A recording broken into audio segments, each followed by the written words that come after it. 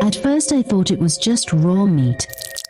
Then I saw a human finger sticking out of the zipper. I helped my neighbor carry a bag filled with body parts, and I didn't even know until they found 3 missing girls inside his freezer, and my fingerprints were all over the bags. Emily had lived at Conji Apartments for just over a year. It was quiet, boring, the kind of place where neighbors barely made eye contact. The man who lived there, Jack Marsh, never spoke. He wore gloves, black ones, always.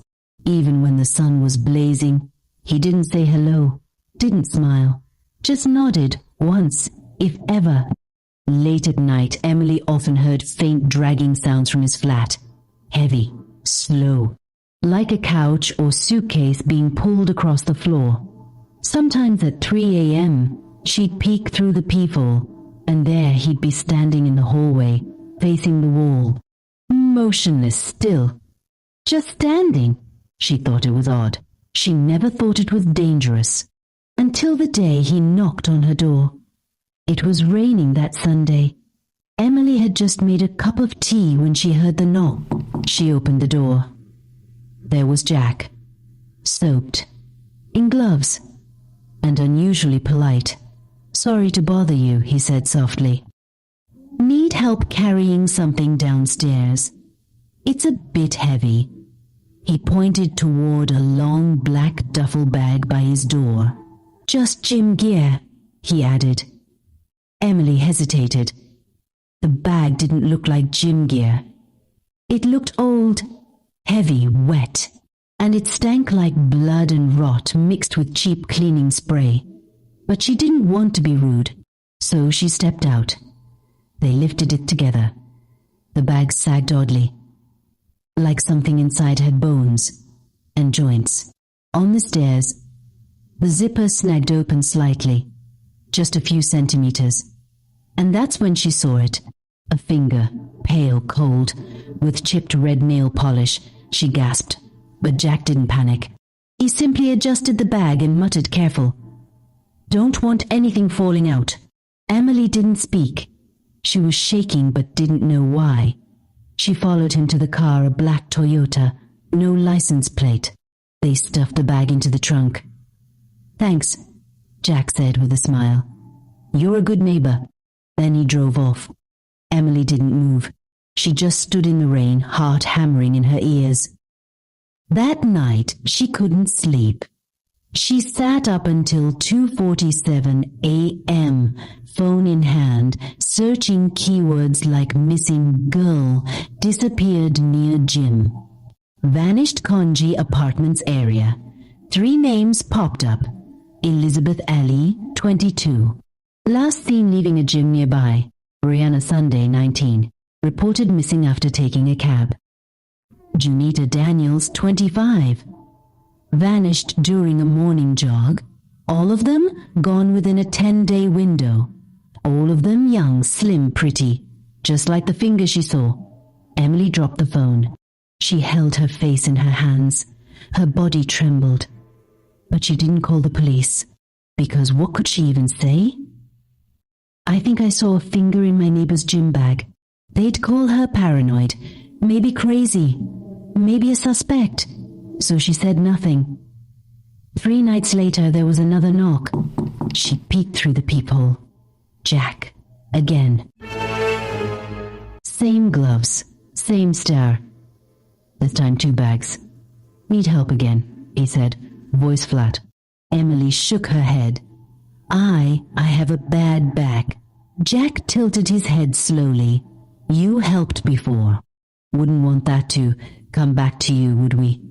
She didn't understand what he meant, but her hands began to shake, so she nodded and followed him. The second bag was heavier, much heavier. It dragged across each step, and when Emily shifted it, her hand touched something warm.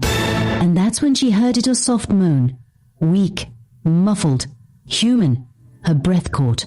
She froze mid-step, staring at the bag. "Did you hear that?" she asked.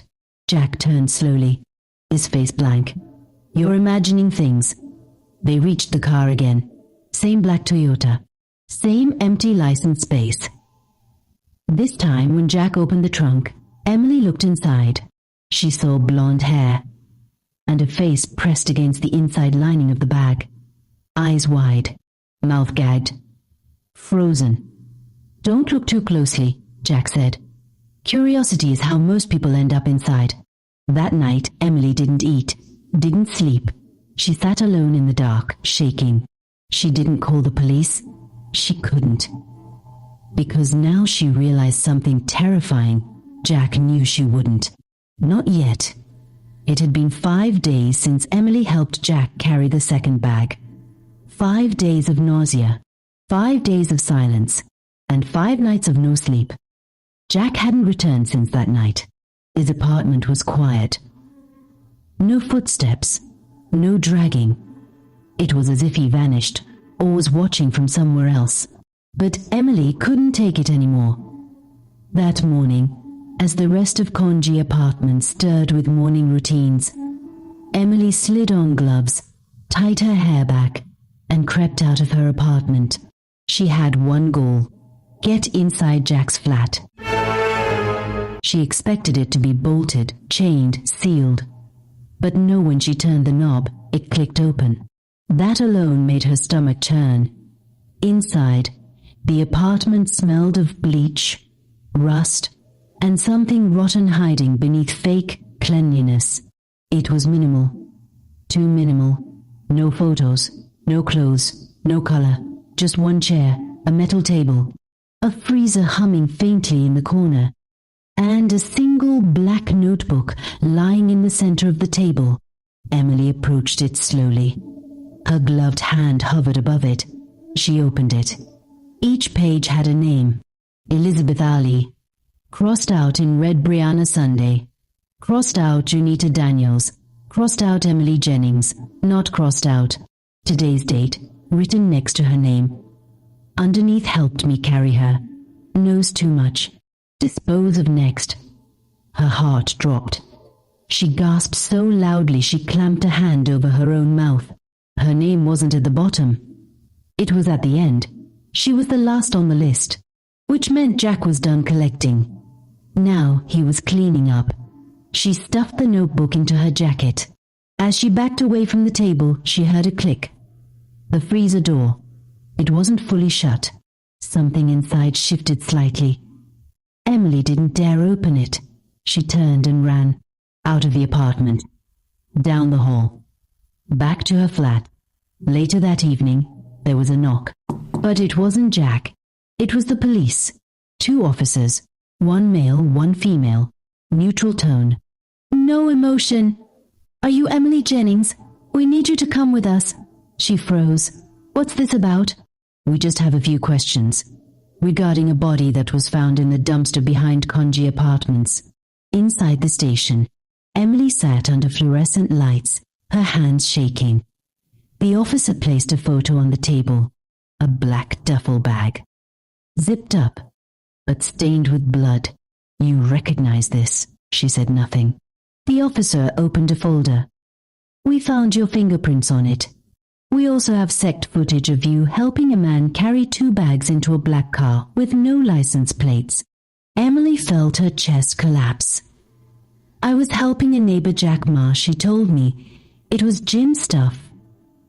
There is no resident named Jack Marsh listed at Conji Apartments." She blinked. "What?" The officer slid over an official list. Apartment 3 billion was listed as vacant. It had been that way for 3 months. Emily's voice cracked. "I swear he lives there. I can show you the apartment. He has a freezer. He kept the girls." But when they searched apartment 3 billion later that night, it was empty. Spotless. No freezer. No notebook. No table. No blood. No bags. Just dust and walls. The police looked at her like she was insane. "Emily," the female officer said, "are you sure you haven't been seeing things? Sometimes trauma plays tricks on memory." Emily wanted to scream. Instead, she sat alone in the station's cold room, realizing she had been set up. Jack knew this would happen. He left the bag for her. He wiped the apartment, He knew they wouldn't believe her. She was now the perfect suspect. And he was gone. Or worse, still close. It had been 4 days since Emily was held at the station. At first, she was just a witness. But slowly, the tone of the interrogations shifted. They stopped asking her about Jack. They started asking her, when did you last see Elizabeth Alley alive? Did you have any history with Brianna Sunday? Why are your fingerprints on multiple bags? Why did you wait days before speaking up? And then, why were your apartment keys found in the dumpster beside the latest body? Local news stations ran headlines, young woman tied to missing girls. Killer or victim?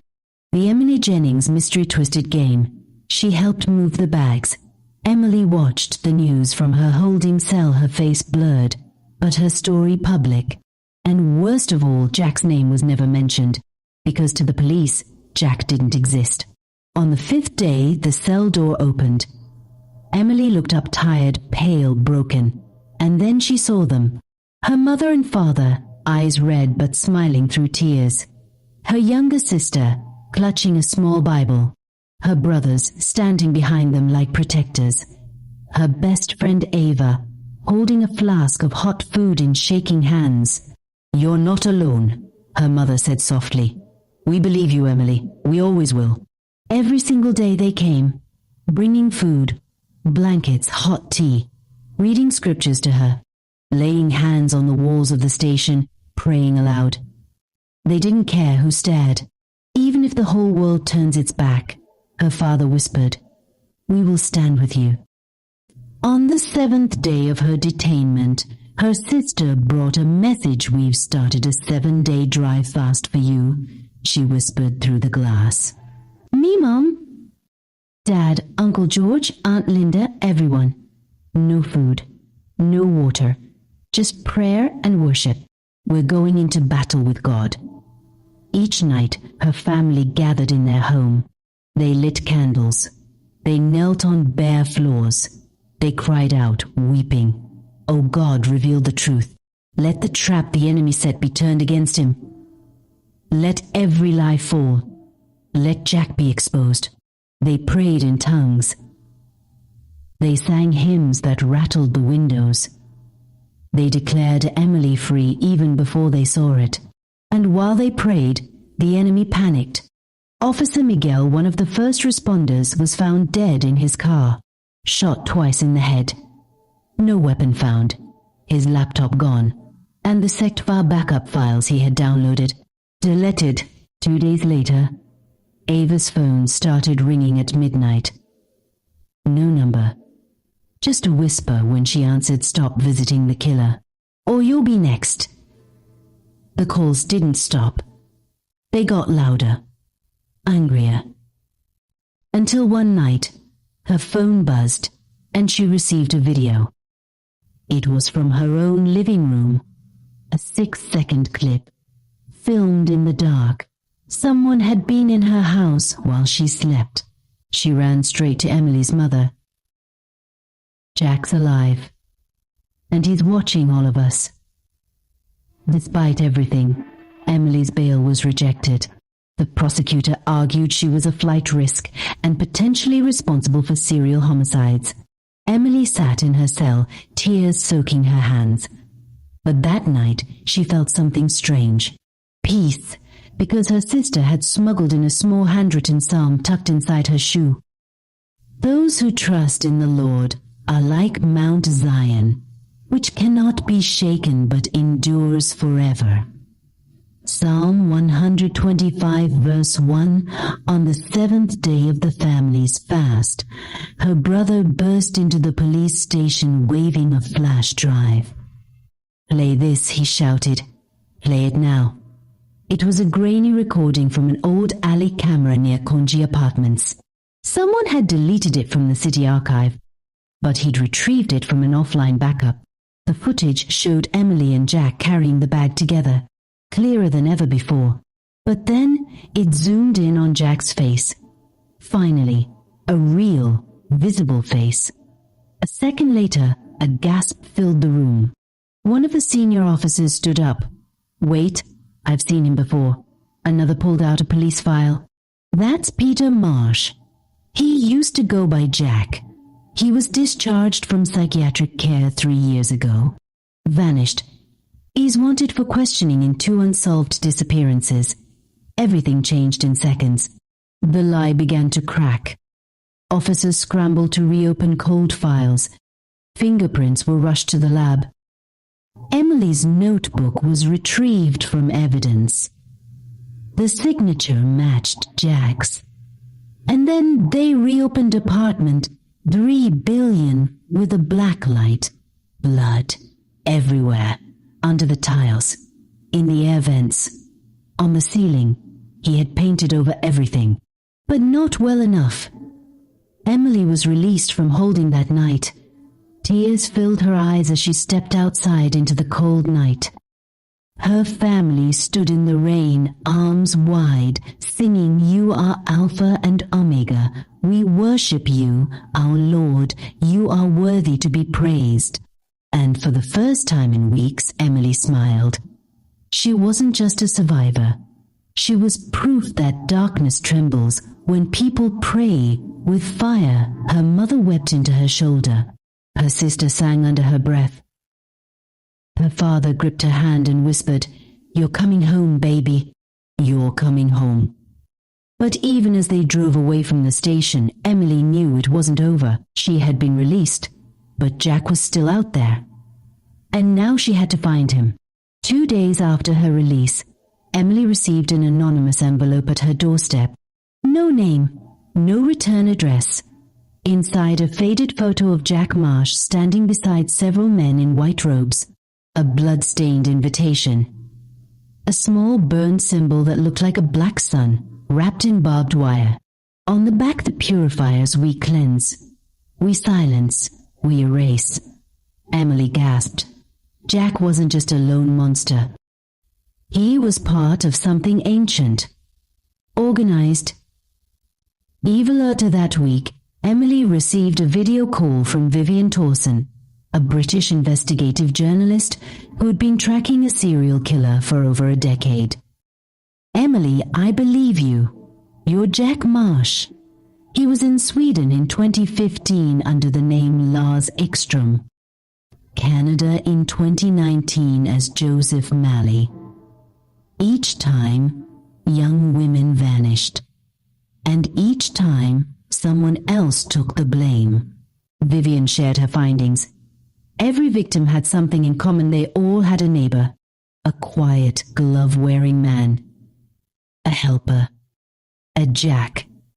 And in each country, there was local police protection shielding him. Emily's blood ran cold. Vivian dug deeper.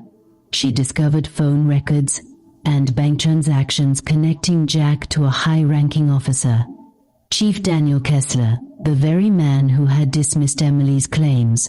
Even worse, Kessler's son, Adrian, was listed as a training member of the Purifiers. It all began to make sense. Jack was protected by people in power. Emily had been framed to keep the secret buried. And the cult was still active, all over the world. Working with Vivian International Police and 2 brave detectives in Emily City, a sting operation was planned. Emily agreed to be the bait.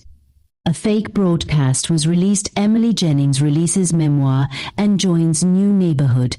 They knew Jack would see it. And they were right. 1 week later, an anonymous YouTube channel went live. A video titled "Purification Begins." It showed a hooded Jack standing in a basement. Behind him, a girl was tied to a chair. He spoke directly to the camera. "She got away once, but not this time. Emily, you're invited to watch the cleansing." What Jack didn't know, the stream was being traced. Interpol and local police stormed the abandoned farmhouse just outside the city in real time. They found the girl's still alive blood-stained knives bags, similar to the ones Emily once carried, and Jack. The courtroom was packed. For the first time, Jack's face was public. Unmasked, pale, dead-eyed. Emily testified with fire in her voice and tears in her eyes. She pointed at him and said he destroyed lives. He used fear as a leash. But light exposed him, and now he'll never hurt another soul. Vivian presented her global investigation. Dozens of names, photos, missing persons, all connected to the purifiers. The final shock. Chief Kessler and his son were arrested mid-trial after evidence proved they had shielded Jack, manipulated records, and sacrificed innocent lives to earn ranks in the cult. Jack Marsh was sentenced to death by lethal injection. His last words were chilling. The purifiers will rise again. Chief Kessler was sentenced to life in prison, without parole for obstruction of justice, cult conspiracy, and murder by proxy. Adrian Kessler, his son, was also sentenced to life after confessing to participating in 2 abductions in 2018 and 2021. Months passed. Emily moved out of the city to a small, peaceful town. She started therapy. She began writing a book. The Girl WHO Carried the Bag, her memoir, became a bestseller, not because of the horror, but because of the faith. She wrote about her family, their prayers, their fasting, their belief when the world mocked her. The world said I was guilty. But my mother said, "Let God speak," and he did. Her story inspired thousands. Other survivors reached out. Other helpers broke their silence. Emily became a voice for the voiceless. In a beautiful sunlit church, Emily's family gathered one Sunday morning. They sang the same hymn they sang the day she walked free. You are Alpha and Omega. We worship you, our Lord. You are worthy to be praised. Emily stood up at the altar and spoke. Evil walked my hallway. But so did mercy. And in the end, mercy won. Be careful who you trust, even if they live next door. Not everyone who smiles at you means well. Evil often hides in the most ordinary places, even in a friendly neighbor's helping hand. Some people come into your life for a darker reason. Some connections are not divine. They are traps in disguise. Always pray for discernment. Never ignore red flags. When something feels off, it probably is. Don't brush off your instincts. Trust that inner voice. Evil thrives in silence. If you see something strange, speak up. Staying quiet might keep you safe for a moment, but silence can make you an accomplice to tragedy. Power can be corrupt even within the system. Not all those in uniform are just. And not all justice comes quickly. But the truth, no matter how long it hides, always finds a voice. Family and faith can move mountains. Emily's freedom didn't come from lawyers or luck. It came from a family that fasted, prayed, and stood in the gap when she had no strength left. Don't underestimate the power of a praying family. Sometimes you are the voice the world needs. By standing up, Emily didn't just free herself, she exposed a global network. One person's courage can save countless others. Don't let trauma silence you. Speak right, heal. Your story might be someone else's survival guide. Tell it, even if your voice shakes. What if Emily hadn't spoken up? What if her family didn't believe her? What if you're living next door to someone just like Jack? This story isn't just fiction. It's a reminder that behind the smiles, behind closed doors, there are secrets. But with courage, faith, and truth, light will always overcome darkness. Thank you for watching. If this story touched you, if it made you think, if it reminded you to look twice, then don't keep it to yourself. Please like this video, tell us your thoughts in the comments below, and share this story with your family and friends. You never know who it might help. More thrilling, emotional, and eye-opening stories are coming your way. We are Delia Storytime across all platforms. And remember, not all neighbors are bad, but not all neighbors are good either. Stay alert, stay safe, and stay connected to the light. See you soon. Bye for now.